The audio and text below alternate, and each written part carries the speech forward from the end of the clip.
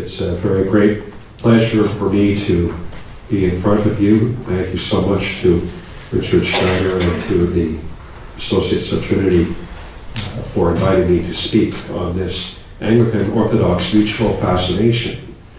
I love the statement in the Church of the Triune God 1.3. St. John makes it clear that the fellowship or communion, koinonia, of life in the Church reflects the communion that is the divine life itself, the life of the Trinity. This is not the revelation of a reality remote from us, for in the communion of the Church we share in the divine life. Unquote. This fascination with the Church as reflection of the divine communion is a beautiful model to which we all aspire. We experience a divine longing for the love that God showed us. Churches, as reflections of the divine love, seek ways to make that love real. Another aspect I am struck by in the Church of the Triune God is how often the word mystery and mysterious shows up. I didn't do a word count, but I'm sure it turns up quite a number of times. And while it is a genuine document reflecting Anglican Orthodox dialogue, mystery, used in conjunction with the word church, has not shown up much in my experience of Anglican discourse. And it's highly welcome when it does. And that this has emerged out of Anglican Orthodox dialogue, I think, is a wonderful sign. Perhaps it is because of that longing that we may sometimes see in another tradition what we hope to see, perhaps something we see as lacking in our own. This can be a good thing, for if we are open to the insights of others, we may be open to the possibilities of growth ourselves, even if sometimes the fascination initially blinds us to the faults of the other.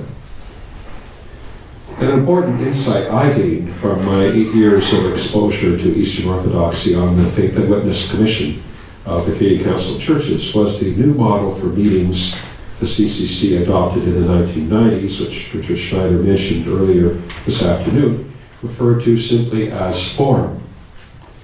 This model, adopted largely at the insistence of the Eastern Orthodox churches, has since come to serve as an example to other nations. Yet I found that when I seek to explain the significance of this profound shift in church thinking to the laity in many congregations across Canada, what they say is, I never heard about this before. This is great. But they say, why haven't I heard about this before? I heard them say that they were pleasantly surprised to hear some good news about the Canadian Council of Churches. So I assume from this that the story has not been told often enough yet. A similar story concerning the World Council of Churches' shift to the consensus model of decision-making needs to be told more often. In my experience, much of the grassroots level apathy or even hostility to ecumenism is transformed into something positive when people hear about these changes, which have come about largely as a result of the insistence of the Eastern Orthodox churches. During my time on the CCC Faith and Witness Commission from 2008-2009, we looked at the development of doctrine across the spectrum of churches comprised in the Canadian Council of Churches. Key in this exploration was the fact that the word doctrine simply means teaching. In our Anglican tradition, the St. Michael Report spoke of a concept that it called core doctrine. Core doctrine was defined, and this seemed to be a fairly new arrangement of those two words at the time. Core doctrine was defined as creedal, that which we find in the creeds. This was in distinction to non-core doctrine. It was chosen over the older concept of adiaphora, doctrine about which people may differ without endangering salvation. This was an attempt to find a way to say that all doctrine is vital, but some is core to our faith. But problems and contradictions arose very quickly. If only that doctrine which is found in the creeds is core, then the Lambeth 1978 and 1988 resolutions encouraging national churches of the Anglican Communion to consider omitting the Filioque clause has resulted in some interesting anomalies. In Canada, the BAS page 185 service omits the Filioque, while the BAS page 230 service, containing the language of the Book of Common Prayer, retains the Filioque. To make matters worse, the resolution of General Synod in Canada, which recommended this change, forwarded by Bishop Henry Hill and John Neal, did so on the grounds that it not be considered to represent a change in doctrine of the Church.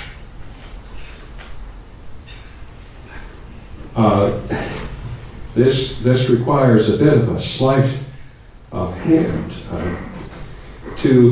in order to understand then what the position that we've come to. Almost 30 years later, General Synod 2007 accepted the St. Michael Report and affirmed the concept that core doctrine is creedal doctrine.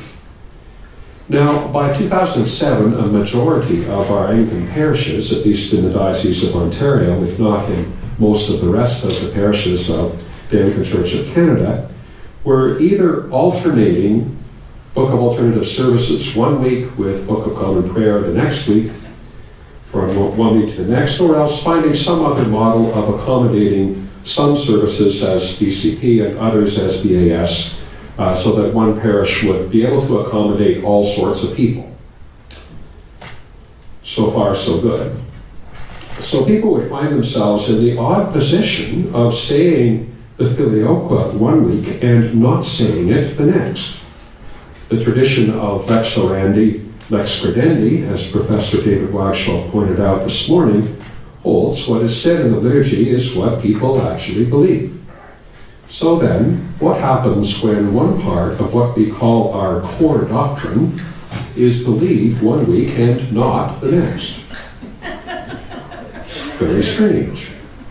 Our only relief from this contradiction comes from the fact that the vast majority of Anglicans, even the theologically astute amongst them, could not tell you for the life of them why the Filioque matters. But this does not stop it from mattering to our Eastern Orthodox brothers and sisters in Christ. So then, might it be that a longer listening to our Eastern Orthodox brothers and sisters might have helped us avoid these contradictions or corners into which we have inadvertently painted ourselves, certainly with the best of intentions, but a corner nonetheless. In Canada, we have had examples of the consensus model of decision-making coming from the First Nations communities, and the Anglican Church of Canada has tried incorporating this model in some Aboriginal Anglican churches, with some success at that level. But it has tended to be limited to the Aboriginal churches. More recently, consensus decision-making was introduced to the Global Anglican Communion at Lambeth 2008 in terms of the Indaba process. Consensus takes much longer. It requires far more patience than the democratic model of 50% plus one majority votes. But the rewards are greater. The rewards of the consensus model, however, may be harder to obtain as long as Indaba or whatever consensus discussions are taking place are seen only in very localized locations and as alongside of, in a sense bracketed aside, and with less authority than the 50% plus one democratic vote model of decision-making that is still the norm at Anglican synods. When this happens, it can make people on the two extreme ends of the spectrum turn cynical because they perceive it as stalling for time. Nevertheless, The patience that is required for consensus decisions seems to many to be the virtue to which the love of Christ constrains us. For Anglicans, the question of what holds us together has vexed many and provoked numerous study commissions. Amongst these, an enduring phrase emerged from the Windsor Report, where it spoke of the bonds of affection, which, even where law and rule cannot compel conformity, nonetheless charity bids us to live in patience until true unity can be achieved. As Anglicans have found each one of their cherished instruments of unity undermined, they can still speak about the bonds of affection as a source of hope through Christ, because these bonds continue to draw us together, even after synods have made quick decisions on the basis of majority votes. Therefore, perhaps the greatest gift of orthodoxy to us as Anglicans is the gift of the forum model and of consensus decision-making. There are many other gifts, but I see this as chief among them, because they speak loudly of the importance of patience as the mark of the type of love Christ has for us and for his church. After all, who was more patient with us than Christ himself? The love in the communion of the Trinity is reflected in the church in just such love and grace as this. Thank you.